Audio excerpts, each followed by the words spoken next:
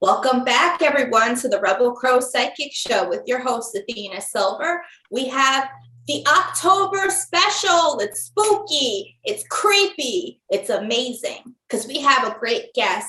Having Shanna Stoker on to talk all about her awesome business, The Ghoulish Gal, and we'll be right back.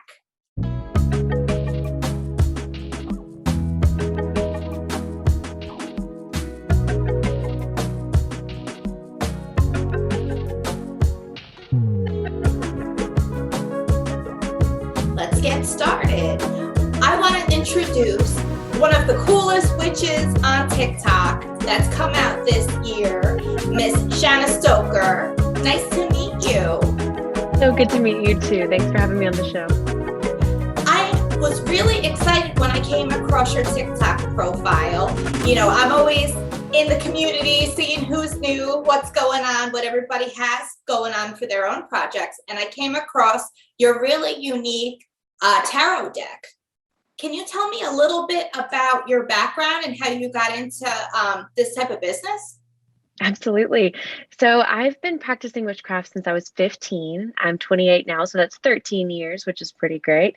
And it took me a while though before I really was able to own that identity. And I had gotten to the point where I was ready, but this business really helped pull that out of me 100% and just made me, it gave me the outlet to fully express myself as a witch and as a spooky lover of the macabre, which I am. Oh, absolutely. Yeah. And so, yeah, I mean, when we started this business, we had no idea even what niche we were going to go into. We just knew that we wanted to get out of the 9 to 5 and we wanted to enter in through a print on demand business. And we were trying to decide on which niche. And so I finally decided to pitch this idea of what if we do, what if we have a shop and we create designs that are all based on the occult and the paranormal and, witchcraft, the things that I have a background in, that I've been doing for most of my life, that I've always had an interest in from in infancy. Yeah. It's always been like something my mom says I've always gravitated towards. And so I was like, I feel confident that I could really guide us, because he's not as much into he's learned so much from all of our designing together. And he's more of the numbers guy, and but we've really collaborated beautifully together. And it's just, we're having such a good time. But yeah, so the Ghoulish Garb is the name of our business. And we initially started just with designs on t-shirts. And I said one day I was working with, or learning more, researching about the Hecate, the goddess Hecate. And she's very popular amongst the witches in my circle. And I loved her story and her imagery. And she's got so much symbolism within, if you look at the statues and other artwork of her. And so I said, okay, well, I think she would be perfect for the moon tarot card. She's the goddess of the moon. She's all about transformation and having different sides of oneself. And it just really fits with the imagery beautifully.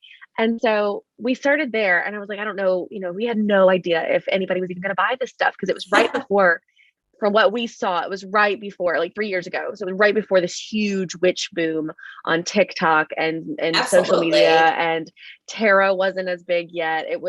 I felt we really got in at the right time, and it was just incredible because, ever since then, copycats are rampant.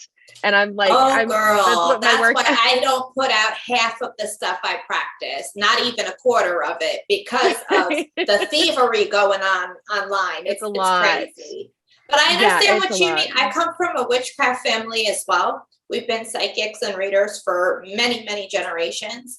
And so seeing this boom that happened a couple of years ago, and all this great awakening and all these new witches coming into themselves. And it's been really great for people who've been doing this as, a family practice and a lifetime worth of study. It's nice because we're finding a place where it's an open community for everyone. And yes, there's some drama and everybody's chasing cloud and craziness, but if you can look past that, you'll find like really good educational vibes and currents running through, which to me attracts me the most, you know? I agree. I really do. And I think it's incredibly validating for people who, you know, I didn't, yes, I had, okay, so like I said, I had my uncle who, I think I said this already, my uncle who's first introduced me to witchcraft. So I had that familial bond, but the rest of my family, I mean, I was just absolutely terrified. And do you mind if I ask you, what style of witchcraft were you introduced to? Honestly, his style is pretty eclectic, and so mine is pretty eclectic. I think that's one of the reasons why, from a very young age, I've been less likely to put myself in any particular label or box. Just simply because, yeah, well, because there's a lot of things that, you know, like I said, I said this earlier to another interviewer. It's important to be aware of closed practices. It is important to do your research. It is important to, you know, really study and decide what's going into your craft. But like, I really enjoy taking a little bit of hedge witchery and kitchen witchery, like every morning, for example, when I make my coffee, and I stir in my sugar and my cream. For every lump of sugar, you know, I add an intention, and then I stir it all together, and I kind of set the day up with all these intentions in mind and putting my energy into it. And that's my little spell in the morning for me, you know? And so that's a little kitchen witchery that I incorporate in my morning practices. Absolutely. You know what I mean? Well, but then I feel like for the eclectic witches, it is a much harder path to navigate because you're getting inundated with everything and navigating, you know, how to practice it respectfully and properly. And then, you know, for all of us that are multiracial and work with ancestors, it's like the added layer of all this chaos because everybody comes in with their magic and they all want you to practice it. Yeah. Oh my goodness. So what would you label yourself as? What type of witch? I would say I am an eclectic Caribbean witch. I practice like folk medicine with like curanderismo. And I grew up in a Puerto Rican and Dominican household. So, of course, we had like Mesa Blanca, the white table set as the altar, the one with all the glasses you see. But it was also eclectic in the way that there was a lot of like brujeria thrown in there. And yeah. But it was also very like hedge witchy as well, you know, and very and I think earth-based. So it's like I kind of float somewhere in between everybody. But you know, that's the good thing about witchcraft is we don't have to have labels. It can be helpful, but like we don't have to put ourselves in a box, you know, as long as we're respecting traditions and we're respecting ancestors and ourselves and our community. Like I feel like that's what I love about it. It's like you totally can you can put that label if that works for you and makes you feel good, but you don't have to have one, which is so nice. Out of curiosity, what is Halloween like at the Stoker house? Is it like Nightmare on Elm Street meets the Addams Family, or is it like more like Easter? Like what you guys got going on over there? You know, it's really funny because obviously before my witchcraft journey, I was already obsessed with Halloween. So I have this like foundation of very kitschy nostalgia Halloween, right? Oh, so like that, you know, I love Addams Family. I love all of like the old vintage masks and just like the quintessential, you know, go into the party store to get your Halloween decorations kind of stuff. I love that. But absolutely. But like my everyday kind of decoration style is already kind of Halloween based, but more like Victorian goth Halloween.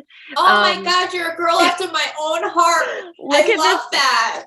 I love witchcraft meets old ladies decor. Literally, like this is one of my newest lamps. It's got spiders and it's got this little baby right here. That's Frederick. I've got two of these. Oh girl, the jealousy is real. Girl, listen, you can get them too. VictorianTradingCompany.com. I am not sponsored, but I should be because they're great. Anyway, awesome. Love it. Yeah, Victorian Trading Company. So yeah, they're incredible and they have a lot of really good stuff because like Victorian Gothic is typically the style that I gravitate towards with like design and everything. So for my house, it's usually always kind of spooky and ready for Halloween. And then because Halloween is still, because I still have that foundation of nostalgia, I will throw in like the very like quintessential like jack-o'-lanterns and the little, like spooky ghost garland and like that kind of stuff. It's a really interesting mix and hodgepodge. But yeah, I love it. But as far as like celebration wise, oh no, you go ahead. Oh, I was gonna say my house is like grandma just passed away and her furniture is still here. Like dealing departed vibes. Yes. I feel that in my soul. Yes, I love it. Oh yeah. But then I added like the vintage-esque type, like Halloween, like Halloween decor to the already abuela's house furniture style. So you just add a little extra piece. I like it. So tell me, so finish your story. We were talking about how you celebrate Halloween. Yeah, so I used to, again, with like the whole kitschy nostalgia part of it, I understood that like it was a party holiday for most people, but I've never been a partier anyway. So I've always like, I would trick or treat, but like as I got older, I just really enjoyed spending Halloween alone and maybe contacting some spirits or like in the past couple of years, I've gotten really into making soul cakes for Samhain. Oh, I like it. And oh my gosh, the first time I ever made soul cakes, I was in a sleepy little neighborhood in Tennessee where I was living at the time. And I had gotten this new recipe for soul cakes and I had like carved pentagrams in every one and said a spell and like did all my things, and I was feeling really good about them. And right about the time I got them out of the oven and I was saying to myself, gosh, I hope we have visitors. The doorbell rang. Oh. And I go immediately, and I'm telling you, there was nobody out. Like it was 9:00, but it was like there weren't kids in the neighborhood. It wasn't anything like that. Like there's not ding dong ditch happening, like unless they're coming. Oh no, and the difference when it's spirit. You get that eerie feeling afterward, like in your soul, you're like, something's not right here. You do. And I'm a very sensitive person. And I was like, I looked over and I said, we've got company. So absolutely. My family, the door. We set on an altar for the Day of the Dead. So for me, it's like a 5-day, 7-day kind of holiday where there's a lot of prayer. I also do quite a few readings for myself during that time because that's the one time as a tarot reader they'll actually tell me what's going on with my life. So I make it a point to sit with it, but I'm talking to the ancestors specifically. And after I put out the food and I start playing music, it feels like a dance hall. There's people like spinning all around and like you start smelling smoke and there's nobody smoking in the house, it's even my kids have mentioned it, like the presence of it, but you start to feel it like a week before the air starts to get heavier. You start to feel spirit present everywhere. You start seeing things everywhere. I can't tell you how many pets I've been seeing lately. Cats running all over the place. And I'm like, I don't have any cats. Me too. Listen, I was just talking to my roommate about this because we have 3 cats between the two of us. And I have been seeing shadow cats, little baby kitties, hanging out with my cats and curling up next to my cats and in their usual spaces and jumping off the furniture, and they've been everywhere. That is so funny that you just said that. Yeah, well, I saw a cat that I used to have years ago in my house, and I'm like, you passed away years ago. God. And, the one orange striped cat I ever had, his name was Abraham Lincoln. And my sister named him. I have a cat named Frankenstein. I can't say anything. Oh, yeah. Well, that's just as bad. Yeah, right. Yeah. So Abraham Lincoln passed away years ago, and I heard his meow first. Like it sounded really far away. And then I was in my kitchen and I just saw him zip down the hallway, and I was like, that's Hammy. That's Abraham Lincoln. Oh my God, what is he doing here? Who is your favorite historical witch and why? Okay. So Does it have to be like historical or historical? It can be fictitious too. It could be fictitious. Who knows? This is good. So we are actually working on, with the Gulashkar, we're working on it's currently unnamed, but it's going to be a Major Arcana goddess deck. And so we have, I'm obsessed. So you can see a lot of the designs already, because as we put out designs, we go ahead and put them on all of our merch so that people can be enjoying them and getting amped up for the actual cards. And so we've done like the goddess Caradwyn, the Morgan Le Fay. You know, like we've done a bunch of really famous witches and goddesses, Baba Yaga, Yamaya, like goddesses of witchcraft just everywhere. And it's so hard to choose one. You know what? I really like Morgan Le Fay though. And I think I like her so much because I look at her story and I'm like, the only damn reason. Oh, sorry, can I say damn? Yo, girl, I just used the F word earlier. Did you? I didn't even notice. I curse.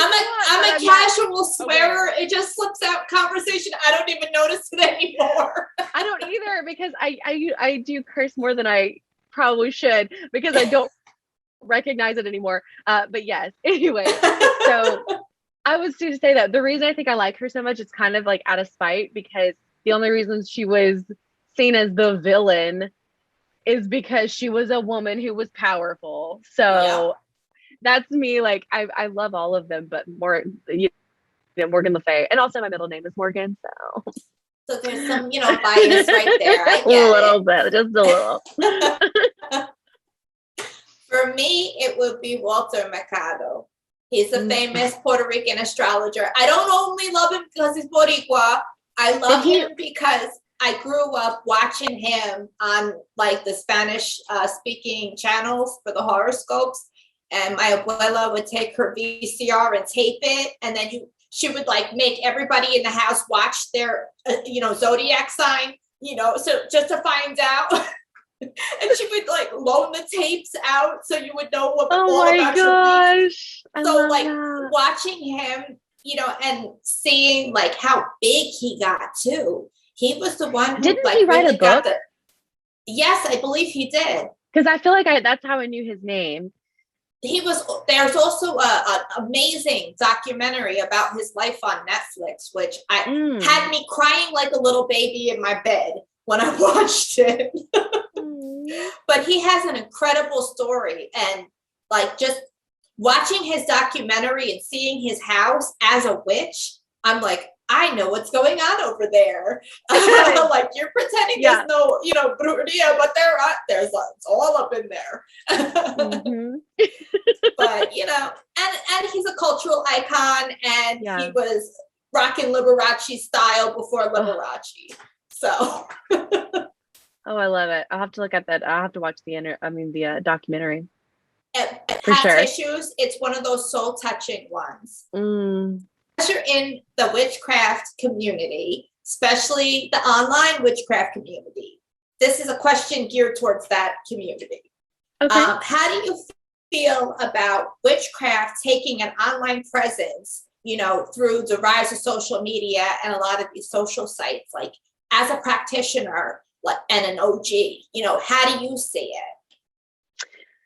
So I have a few different viewpoints on this.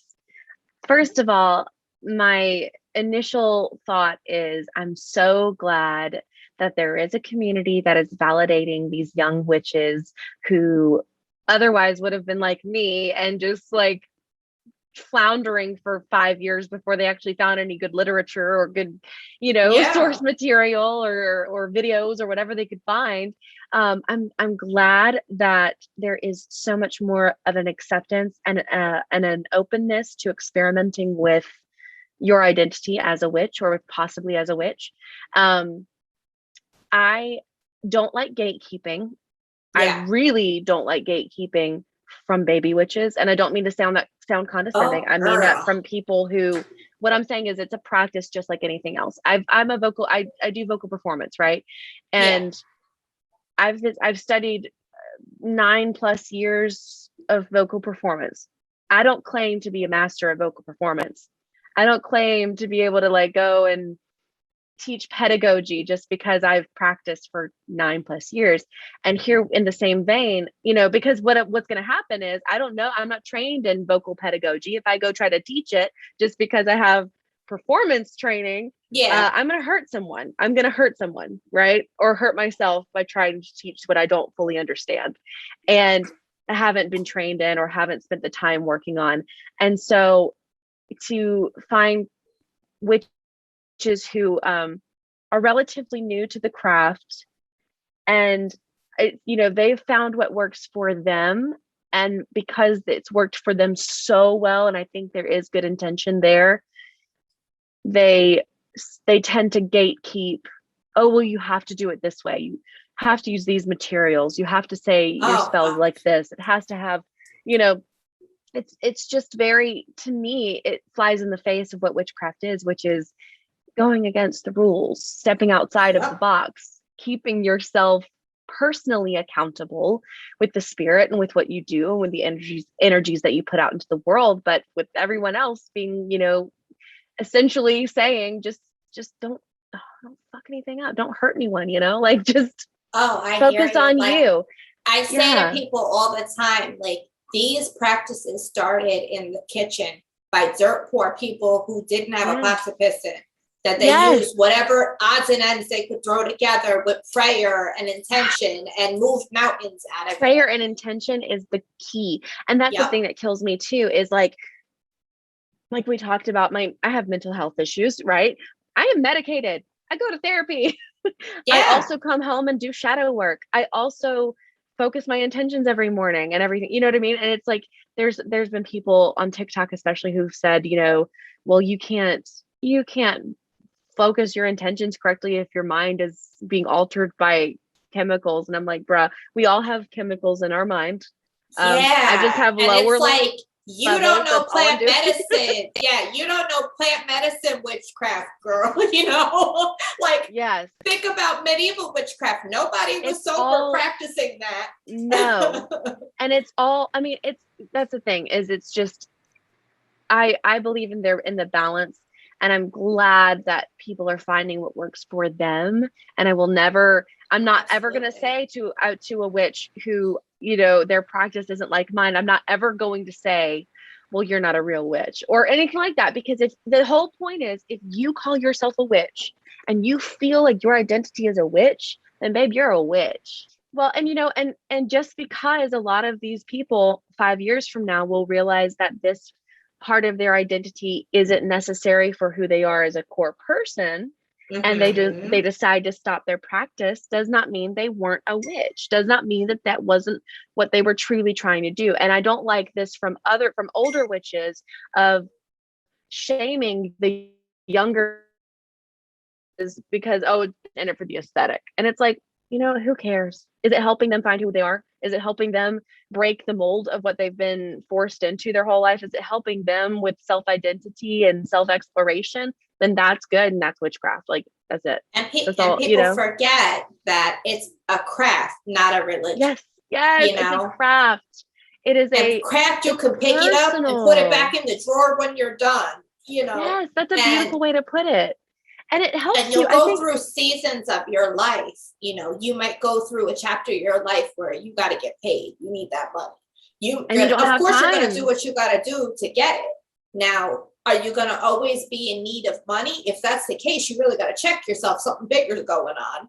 But overall, it's usually a quick fix. Same thing with, you know, protection. A lot of us will continuously, you know, have to protect depending on the kind of lifestyles we're living. But you got to ask yourself at the end of the day, is there a reason everybody's hexing me? Am I the common denominator here? You know, and on the topic of hexes, all of those baby witches, that the first thing they want to do is to learn how to hex and curse. And I'm like, that is the last thing you want to learn. That's not the first thing. The first thing is cleansing, you know?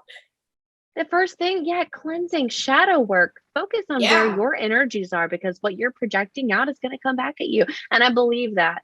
And I I'm not going to say that is, again, I'm never going to say everything I believe is true, but it is true to me.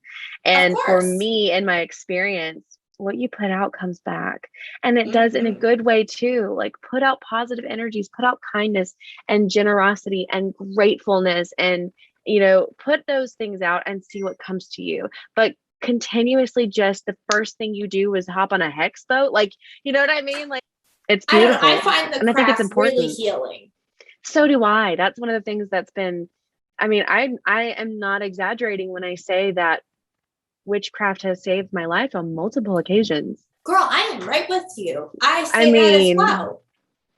It has. And I'm, again, I want to reiterate, just because it has for me doesn't mean it will for everybody else. I'm not trying to evangelize for witchcraft, but you know what I mean? But if you were ever going to do it, this would probably be the place you could. Here's my testimony. Yeah, no, for real though. But it has. I mean, the lowest points I've ever been, I might have been able to pick up the tarot deck or light a candle and pray, or, just focus inward, or I don't know. There's just been so many different things or little rituals that I've been able to employ to help ground me and get me back, especially when I'm dissociating really badly, or, that just help remind me of who I am and being here, why I'm here. It's just, it truly has changed my life. I agree. I feel like it helps me mitigate the situation. I'm like a super Capricorn, like multiple times over. I knew it. I knew it. What's your sign, by the way? Do you have a guess? Cancer? I don't feel like I read. No, I feel like I read more like that. I'm an Aries, but I have a Gemini. I can see that. So I have I can see that. But you must have some Cancer in there. I don't know what I do. I can't remember. I know if I do, it might be one, but I'm very fire and air heavy. Nice. Well, I am very earth on all accounts and super Capricorn. So when, for me, it's like, whenever I feel it's massively helpful with depression. Every time I feel like I'm getting depressed, like witchcraft forces me to take stock and stop for a second and assess the situation. And it helps me with I have that doer syndrome. Like, there's something wrong, I need to do something about it. And I feel like the craft is that doing, Yes. It's like, if somebody is sick, I know, okay, let me go get my herbs. Let me go get my egg. Let me go get my sage. So let's go and do a blessing and send some prayers and good vibrations their way. I feel like I'm doing something. I'm helping. I'm doing my part. And I feel it's probably a healthier way to deal with that feeling of needing that helpless feeling that does often lead back to that depression. It gives you that, like you said, that outlet to where you feel like you are doing something, Yeah. And it forces me to assess myself, I got to ask myself, is she tripping? Is this really happening? Or is she just super angry? What's going on here? And I'm able to see it and go, okay, it's my depressive trigger. Let me do this, this, and this, and roll it back a little. Whereas and also other types of spirituality, you're not forced into that, being in tuned in that way. So it's that's why I think I find it so healing, is it forces me to be present and, responsible for myself. Absolutely. That was the perfect way to put it, to be present. And because, like you said, you have to take stock whenever you're doing a spell. You can't just I say you can't. I don't. You can, but you shouldn't. You can do whatever you want. I don't like to do a spell unless I have really spent a moment. And again, I always bring it back to vocal performance, because that is that's my other craft. It's my other magic. It's my other absolutely. If you studied it, it's part of you. Oh, it is. And so for me, for example, if I'm preparing to sing a piece, like a classical piece, one thing I had to learn, and it truly changed my stage presence and my comfort on stage and the performance, was don't get anxious. Yes, everyone's looking at you, but this is your moment. Yeah. Take a breath. steady yourself, align your body, make sure those knees aren't buckled, or aren't, tightened. Take a good deep breath and release. And that, not only learning to do that before you're singing, but to learn to do that under the pressure of however many people are in this auditorium watching you, and to calm yourself in such an anxiety inducing, adrenaline pumping type of scenario has been incredibly useful for the craft for me. And like you said, because I approach my spell work in the same way, I always try to take stock in what my body is doing, my pulse, my breathing, the alignment of my spine and my chakras, like all of it. And those moments where you're worried and you're depressed or you're all those different things and you're doing spell work, like it does force you to just kind of be present and take stock of yourself. And talk a little bit about tarot, because you have this awesome tarot deck. I have to ask, like, what got you into tarot? Do you read it yourself? I do read tarot, and actually tarot was what got me into witchcraft. My uncle, when I was 15, did my very first tarot reading for me, and it was beautiful. So insightful. And the thing was, what's crazy about it, and the reason that it stayed with me for so long, is because it wasn't only very poignant for what I was going through at the time, but it was also years past, and it was still things coming true, or things that that I was being warned about, that I saw were playing out in the way that, like, I had made the right decision, but I could see how if I hadn't, all of the things that in the tarot said would have happened. And which is why, that reading changed my life. It really did. And so I've always loved tarot since that moment. And that was what got me into witchcraft. I mean, I was interested in witchcraft, but it wasn't, I'm a skeptic by nature. Well, tarot is a gateway drug. We all know that. It gets everybody curious. Well, because it's not, it's not Ouija. It's not like scary, right? It's not threatening. It's not threatening. And I really, one of the reasons I love tarot so much is because of the ability to interpret it the way that you feel, and because it is so intuition based. Absolutely. You can, for instance, like we've created a 22 card tarot deck, right? The Major Arcana Tarot Deck. And I wrote the guidebook for that along with my partner, but I wrote most of that on my own. And, so I've studied the symbolism, and I've written what I believe the symbolism is, because it's my art, right? It's our art. Absolutely. Yeah. But I will be the first person to tell you, if you have my deck and you're reading my guidebook and you see one of the elements and you're like, I'm not feeling this for what she wrote, then whatever you're feeling it, make that's it. But now keep that intention for that symbolism as you're doing your readings. Keep that as you're asking your questions, and remember what you felt. Do you know what I mean? Make notes in the book, whatever you got to do, but make it your own. If you're feeling your intuition is saying that this tree means something about like putting down roots, and I didn't even mention the tree, or your because it wasn't important to me.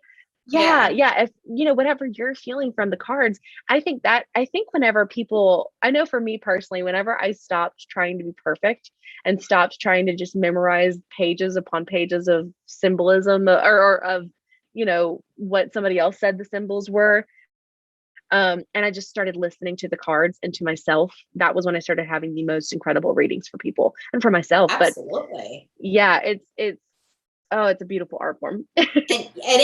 I'm so glad you say it, because that's why I love to watch other people read it. Like I read it myself all the time. That's my day job, literally. And just to go and see how other people read it.